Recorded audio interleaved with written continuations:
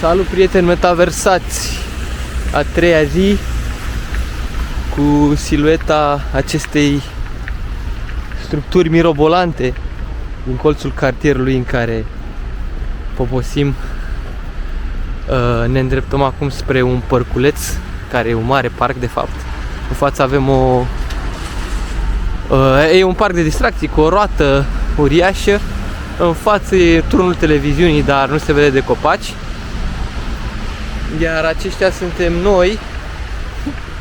Nu ne vedem de copaci și de probleme. Avem vești importante pentru voi. Suntem sinistrați, nu suntem sinistrați.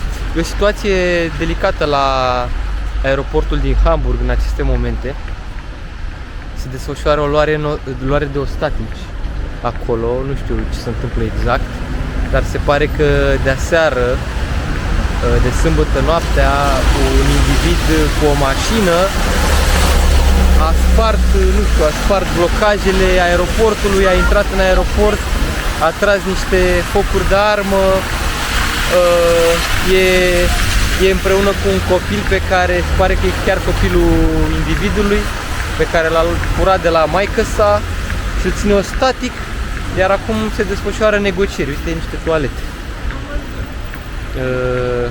O să povestim și care e treaba cu toaletele, că de aia ne uităm.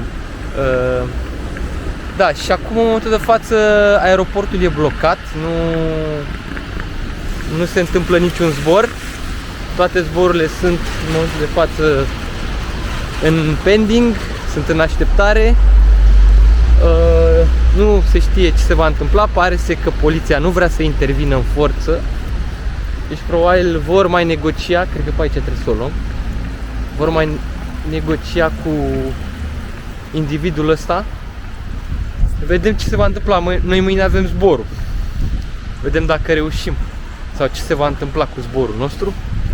Până una alta ne vedem de treabă pe aici. În orice caz, ieri eram chiar în centru, undeva pe la mijlocul zilei, cred că era 2 sau 3, chiar în buricul târgului, în centrul orașului, un convoi uriaș de poliție, de forțe armate, de forțele de ordine, un convoi lung, străbătea strada principală, iar o mulțime de oameni de o parte și de alta, chiar ne panicaserăm un pic. Ce se întâmplă, domne, cu... Pentru că și survola un elicopter. Și survola. Dădea roata așa, se auzea în continuu. Exact. Iar convoiul ăsta, mă rog, a trecut la un moment dat și pe urmă, probabil din cauza există ceva, nu știu, amenințări sau, mă rog, bine, erau ca să zona centrală, dar probabil să descurajeze orice idee de amenințare teroristă. Habar n-am, nu știu. Sau poate chiar era în legătură, dar nu cred că era în legătură cu treaba asta, că n-ar fi avut de ce.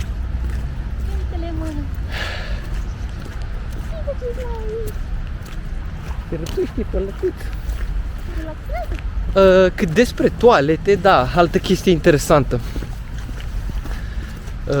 Domnii aceștia din Hamburg, chit că ești în McDonald's, chit că ești, nu știu, oriunde, centru comercial, oriunde, nu contează, că ești într-un mall, că ești trebuie să-ți plătești toaleta. Deci intrarea la baie se plătește. Chiar dacă faci pipi, chiar dacă faci ce vrei tu să faci la toaletă, trebuie să plătești 0,50 sau 1 euro. Deci un 2,50 lei sau un 5 lei ca să intri la baie. Chiar dacă ai mâncat acolo sau chiar dacă ți-ai făcut cumpărăturile acolo, nu contează. Trebuie să plătești separat acest serviciu. Din punctul meu de vedere, nu e chiar o treabă prea corectă, dar, na. Asta e. Cum? Nu prea este. Nu prea e corect. Lași acolo 30-50 de euro dacă merg mai multe persoane și mult mai mulți bani, pentru că oricum produsele sunt scumpicele și vrei să te duci și tu la baie surpriză. Da. Mai ales că poate nici nu umbli cu cash după tine și trebuie să dai 50 de cenți, 1 euro. Ai ocazia să plătești și cu cardul. Da, da. Nu e chiar așa. Bai. Dar, na. Și ne uitam mai devreme că era o toaletă aici în cartier, de fapt am văzut două toalete publice, nu știu dacă sunt cu bani astea, dar chiar nu ne-am uitat, în orice caz. Da, cam asta. Nu ai nevoie de ele aici, ai nevoie de toaletă. Nu, ai nevoie de ele și acolo, pentru că bine, acolo... da, mă rog. Noi nu avem nevoie de ele aici. Ai nevoie de toalete? Aproape de casă. Ai nevoie de toalete oriunde, dar... Mă rog, să nu fie chiar așa, contra cost și atâția bani. Bine, pentru noi e mult, dar pentru ei aici, na, nivelul de trai e cu totul altul. Deci de-aia probabil și insistă și costul ăsta. Bă, asta cred că e un muzeu. Hai să vedem. Păi, te plătești, nu asta e problema. Mai tare mă enervează ideea că te duci să mănânci undeva asta. Și când te ridici să te duci la toaletă, trebuie să plătești. Asta mi se pare aiurea, adică ai făcut consumație. Poți să folosești toaleta. Așa e. Da. Ok, hai, că revenim.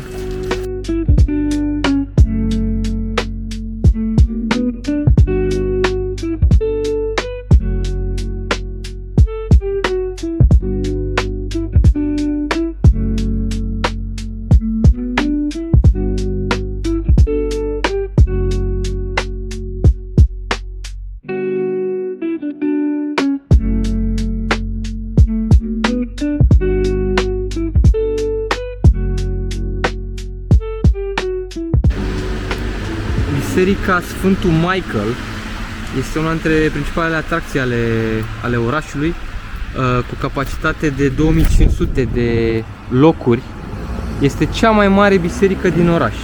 Este una dintre cele 5 biserici luterane din Hamburg, construită la 1669, dar a fost destul de avariată la 1750 de un fulger. Apoi a fost reconstruită în 1786, dar a fost din nou avariată grav în al doilea război mondial. 132 de metri are acest turn.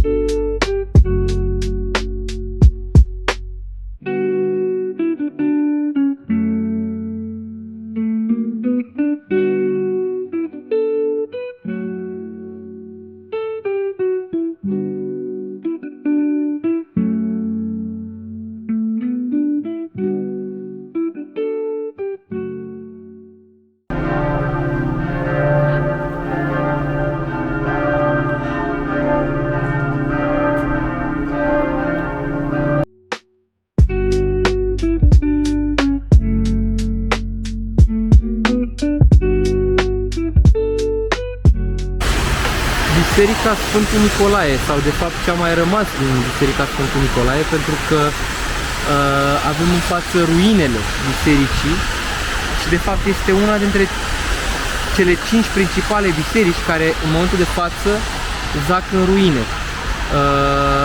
Această biserică gotică, după cum se poate observa, a fost construită undeva la 1195 și a fost chiar cea mai înaltă structură din lume între anii 1874 și 1876 și încă este a doua cea mai înaltă clădire din Hamburg în acest moment.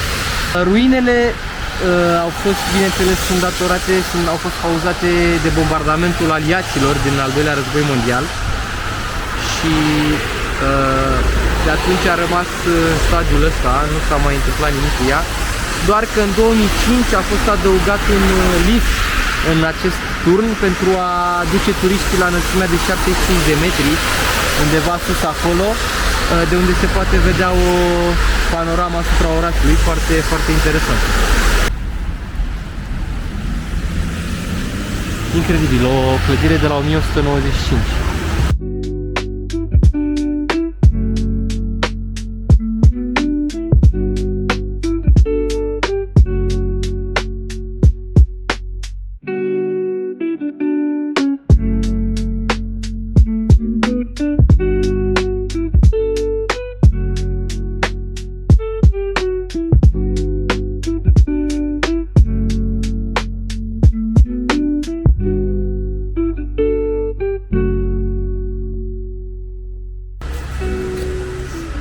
Ideea, acum am înțeles de fapt de ce a devenit cea mai înaltă structură din lume abia în 1872 și 74, mă rog, pentru că de fapt a ars undeva la 1842 Deci a fost construită la 1195, iar ulterior, pe baza planurilor arhitectului J. Scott, a fost reconstruită în stilul ăsta neogotic.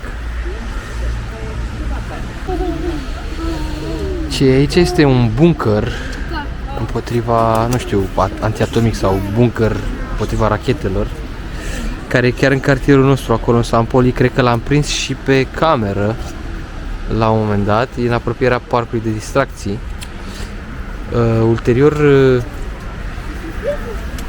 finalizării celui al doilea război mondial, aceste structuri au fost redate societății prin faptul că s-au dat noi funcții. După cum se poate vedea, aici se face escaladă, probabil diverse evenimente, se poate vizita ca un muzeu. Iată grosimea pereților, ce grosime de pereți aveau. În orice caz, reminiscențele acestor războaie vor rămâne întotdeauna ca o pată asupra lumii și asupra istoriei lumii, așa cum și această clădire în momentul de față ne amintește de negrul ăsta care a rămas în societate, de pata asta, de umbra asta. Și se pare că acest atac al aliaților a fost chiar unul dintre cele mai mari atacuri asupra Germaniei. Undeva la 250.000 de case distruse, 900.000 de oameni au rămas pe drumuri și undeva la 35.000 de victime, de morți. Da, impresionant, impresionant. Asta este bunkerul pe care îl prezentau imaginile alea de la biserica Sfântul Nicolae. Se pare că e în șantier în momentul de față, pare că se pregătește ceva, o lucrare la fațadă. Văd schelele astea, e și macaraua, dar nu înțeleg ce se întâmplă acolo sus. Pare să fie un spațiu de locuire, că... Nu? Tu ce părere ai? Da, foarte posibil, nu știu. Așa părea de la distanță.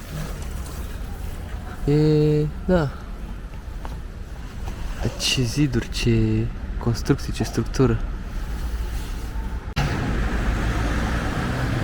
O altă perspectivă, un alt unghi și o pasarelă acolo. Dar nu prea înțelegem cum și cine a făcut acele grafitiuri pe zona aia. În orice caz, ceva foarte interesant. Este chiar în parcul de distracție amplasat, chiar la intrare. Aici e chiar intrarea în parcul de distracții. Foarte apropiat de cartierul ăsta, San Poli. Cred că, de fapt, chiar în cartier. Da.